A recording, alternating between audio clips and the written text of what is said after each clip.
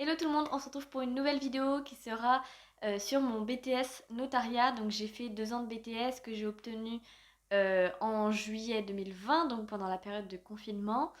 Je veux vous en parler tout simplement parce que c'est un BTS qui est pas trop connu d'après moi. Et je pense que ça peut en intéresser et je sais que moi quand j'ai voulu commencer ce BTS, j'ai cherché directement sur YouTube s'il existait des vidéos pour en apprendre un peu plus et je n'en avais pas trouvé d'étudiants qui avaient fait ce BTS.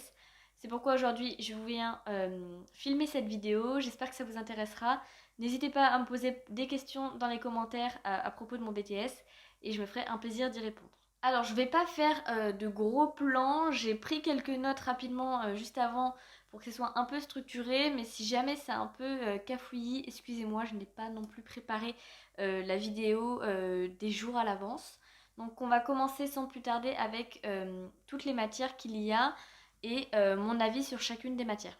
Alors les matières qu'il y a dans le BTS Notariat, on retrouve notamment l'anglais qui va être axé sur le notariat, l'immobilier. Je trouve ça intéressant, ça nous permet d'apprendre des mots justement en lien avec nos études. Moi, je sais que j'ai appris beaucoup de vocabulaire. Ma prof faisait également beaucoup de contrôle de vocabulaire et je trouve que ça m'a pas mal aidé. Maintenant, moi, j'arrive pas à m'en sortir. Enfin, j'ai des difficultés en anglais, je trouve, sur la formulation des phrases et je trouve qu'on n'a pas assez d'heures d'anglais pour vraiment être bilingue. Ça fait des années qu'on pratique l'anglais. Moi, je crois que j'ai commencé l'anglais en CM2. J'avais déjà quelques cours en CM2 et je suis maintenant en bac plus 2 et je ne suis toujours pas bilingue alors que ça va faire des années que je pratique l'anglais. Enfin bref, ça c'est un autre sujet, mais voilà, donc il y a l'anglais. Il y a également culture générale, c'est l'équivalent de français. On m'avait dit que c'était un peu l'équivalent de philo, mais alors non, pas vraiment en fait. C'est vraiment français comme en première, puisqu'on va étudier des textes, on va avoir un corpus à rédiger.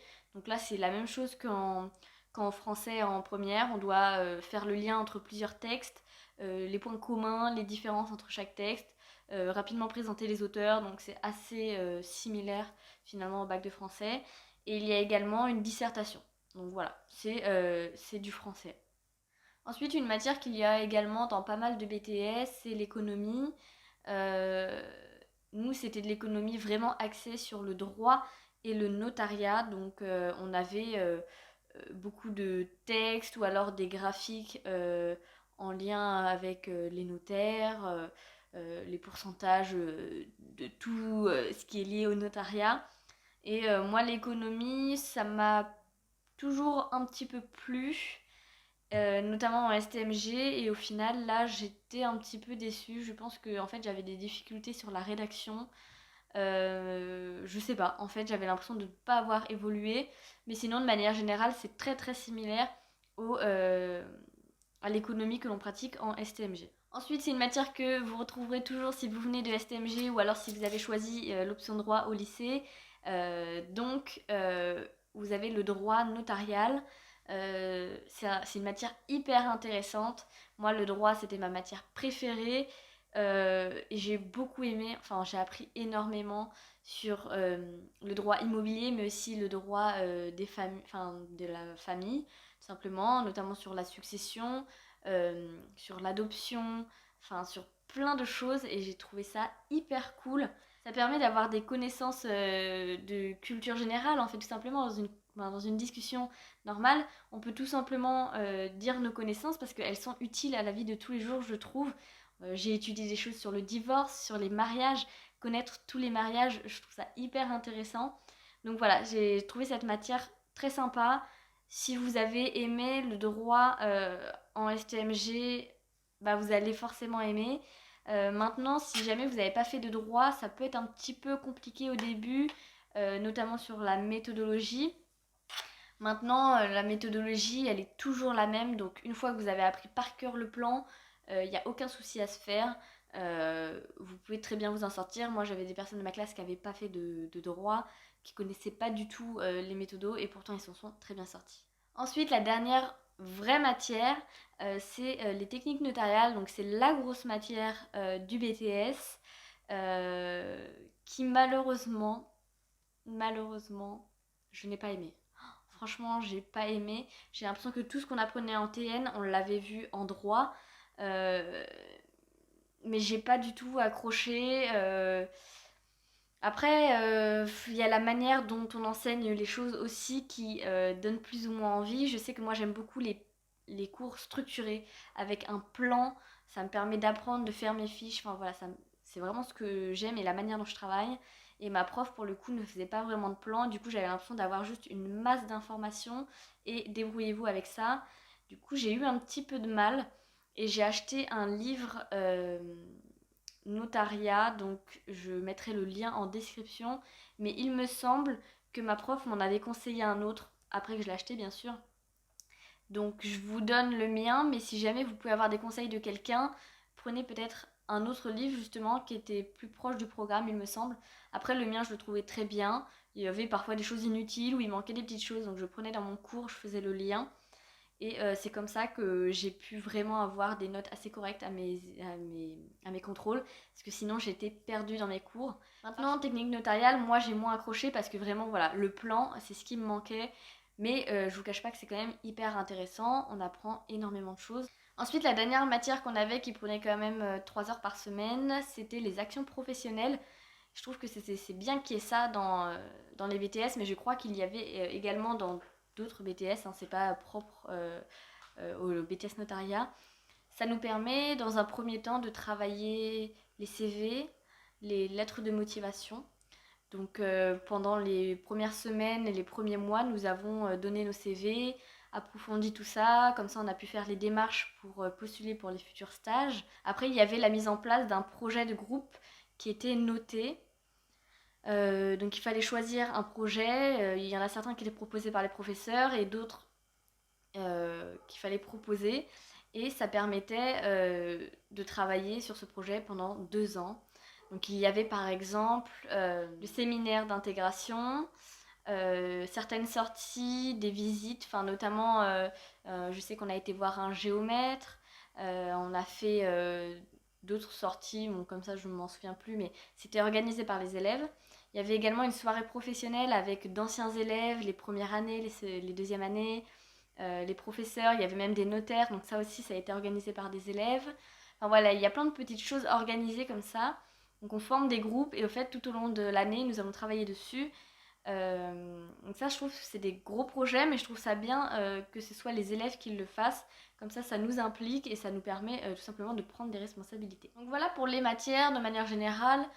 C'était assez intéressant, assez intense, je vous le cache pas, il y a quand même un gros programme. Maintenant, moi je sais que je me suis aidée des livres pour les 3 grosses matières, donc le droit, l'économie et les techniques notariales. Et ça l'a très bien fait, on s'en est très bien sorti. Il suffit d'être assez rigoureux, de travailler plutôt régulièrement parce que sinon on accumule quand même pas mal de lacunes. Notamment par exemple en droit, si vous apprenez pas la méthodologie, bon ça sert à rien, apprenez-la une bonne fois pour toutes et vous la reproduisez à chaque contrôle parce que de toute façon ça ressort toujours à chaque contrôle. Sinon, oui, de manière générale, j'ai rien à dire de plus. Si jamais vous avez des questions sur une matière ou quelque chose, n'hésitez pas parce que là, comme ça, moi, j'ai rien d'autre à dire. Ensuite, je vais vous parler du stage et la manière dont on recherche nos stages. Donc, comme je vous le disais, on a des stages à réaliser. On en a un premier qui est un stage d'observation pratiquement au début de l'année. Si je me trompe pas, je crois que c'est en novembre, de 2 semaines. Euh, Ensuite, on en a un second en mai-juin de cette même première année. Et ensuite, on en a un dernier novembre-décembre de la deuxième année. Donc au total, nous avons 12 semaines. Et je trouve que c'est le meilleur moyen d'apprendre et de mettre en pratique la théorie. Après avoir donné nos CV, nos lettres de motivation aux professeurs, donc ils nous ont corrigé et nous ont donné des conseils, on a pu sur les actions professionnelles travailler nos stages, nos CV, nos lettres de motivation. On a pu appeler les notaires, faire les démarches, envoyer des mails, demander des conseils aux professeurs. Et on avait également des bons de sortie qui nous permettaient d'aller démarcher les notaires pendant ces heures de cours. Comme ça, on pouvait directement les donner des CV en main propre, faire des entretiens. Donc je trouve que c'est hyper intéressant et c'est hyper bien de mettre ça à disposition des élèves. Ensuite, sur l'aide à la recherche de stage, certains professeurs ont pu faire marcher leurs connaissances lorsque les élèves ne trouvaient pas. Ou alors ils demandaient aux élèves qui avaient trouvé un stage de demander à leur notaire s'ils ne recherchaient pas une deuxième personne.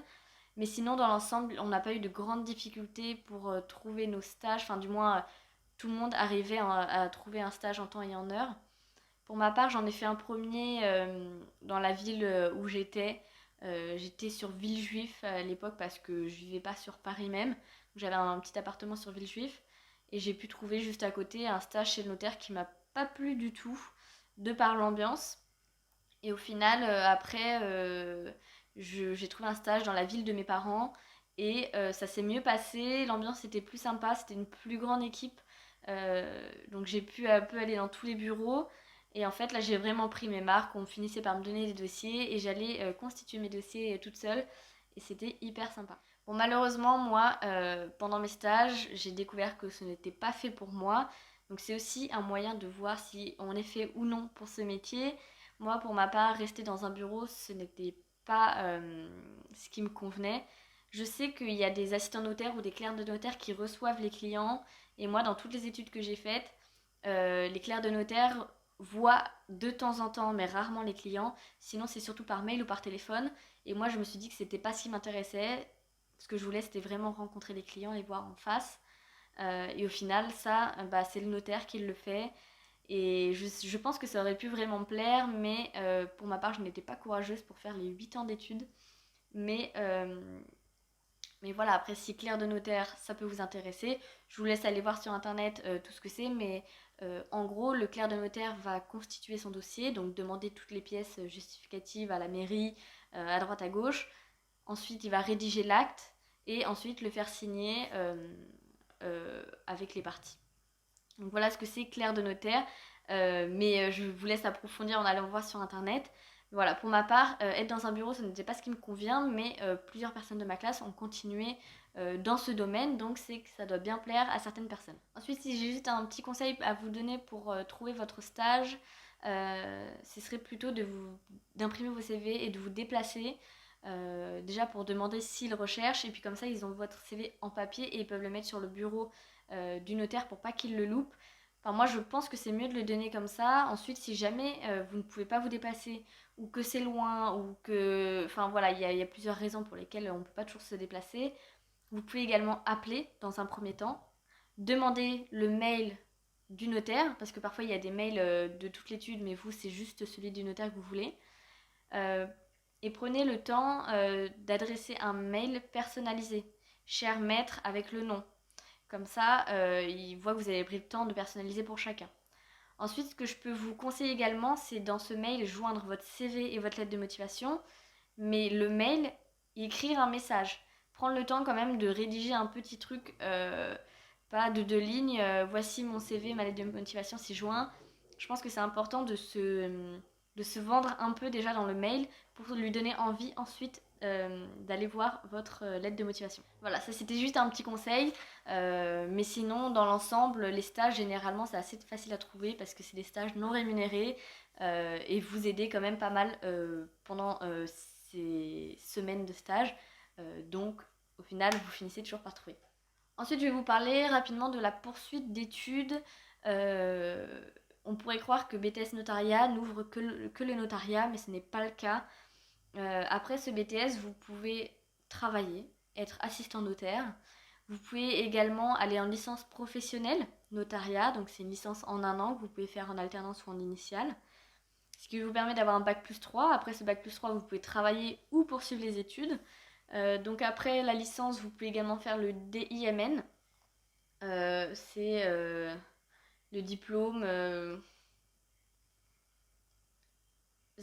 des institutions des métiers du notariat. Si je ne dis pas de bêtises, ce qui vous permet d'avoir un bac plus 4 et d'être clerc de notaire. Donc du coup, étant donné que vous avez le diplôme et le niveau, il y a le salaire qui est plus sympa également qu'un bac plus 2. Après le DIMN, vous pouvez, il me semble, accéder au master, puis ensuite du coup à l'école notariat. Sinon, il y a un autre parcours, vous pouvez après le BTS reprendre en licence de droit Vous auriez fait 2 ans de BTS, mais vous rentrez qu'en 2e année de licence de droit, parce qu'ils jugent que le BTS, c'est moins intense que la licence, tout simplement. Donc vous pouvez du coup aller en fac de droit, mais vous pouvez également vous tourner dans d'autres secteurs. Par exemple, comme moi, je me tourne dans l'immobilier, c'est vraiment très lié avec le notariat, puisque nous étudions pendant 1 an le droit immobilier. Donc il y a l'immobilier, mais il y a encore, j'imagine, plein d'autres choses, plein de débouchés du droit notarial. Et ce qui est hyper intéressant avec ce BTS, c'est qu'il est hyper complet et qui vous forme sur plein de choses. Et moi qui, par exemple, pars dans l'immobilier, je pense que j'ai bien fait d'aller dans le notariat avant, qui m'a appris beaucoup plus de choses, euh, notamment la rigueur. Et puis le BTS me semble plus complet, les matières, on approfondit beaucoup plus le droit. Donc voilà, vous pouvez faire d'autres choses avec ce BTS. En gros, si je peux juste vous donner mon avis, moi, quand j'ai choisi de reprendre un BTS, j'hésitais entre le BTS immobilier et le BTS notariat. Et en fait, je me suis dit que le BTS immobilier, malheureusement, n'ouvrait que l'immobilier. Tandis que le BTS notariat ouvrait le notariat et l'immobilier. C'est pourquoi je me suis dirigée vers ce BTS, pour justement avoir encore le choix, parce que je ne savais pas ce que je voulais faire.